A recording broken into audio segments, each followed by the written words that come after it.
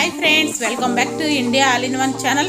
ఈరోజు మన రెసిపీ వచ్చి ట్రెడిషనల్ రెసిపీ అండి, పప్పూర్నాలండి. వాటికి కావాల్సినవి మినప్పప్పు, పచ్చానపప్పు, మెంతులు నానబెట్టాను, కొన్ని రైస్ నానబెట్టాను, అటుకులు కూడా నానబెట్టానండి. ఇక పప్పు పూర్ణాలకు కావాల్సినవి పచ్చానపప్పు అండి. ఇవి 4-5 గంటలు నానిన తర్వాత 2-3 సార్లు కడిగి ఉడకపెట్టుకోవాలండి. అవి ఉడికేలోపు కొబ్బరి, బెల్లాన్ని మిక్సీ వేస్తున్నా. 4 ఇలాచీ కూడా వేసాను, వేయటం వల్ల టేస్ట్ బాగుంటుంది. ఇలా మిక్సీ పట్టిన తర్వాత ఉడకపెట్టుకున్న పచ్చానపప్పు వేసి మిక్సీ పట్టేసి రౌండ్ బౌల్స్ చేసి పక్కన పెట్టుకోండి. పచ్చిపప్పు, బెల్లం వేసి మిక్సీ పట్టేటప్పుడు చాలామందికి లూజ్ అవుతుందండి. ఈ చిన్ని చిట్కాని ఫాలో అవ్వండి. పచ్చిపప్పు ఉడకపెట్టుకున్న తర్వాత 10 నిమిషాలు ఆరబెట్టుకుంటే సరిపోతుంది.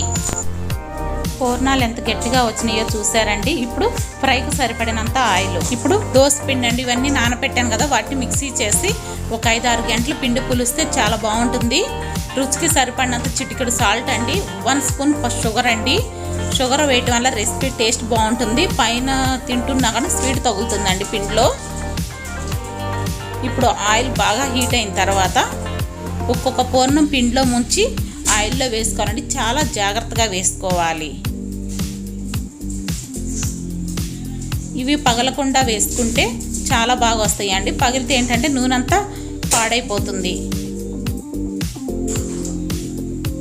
గ్యాప్ రాకుండా పిండిలో బాగా మునిగేలాగా చూసుకొని బోండాల్లాగా వేసుకోండి.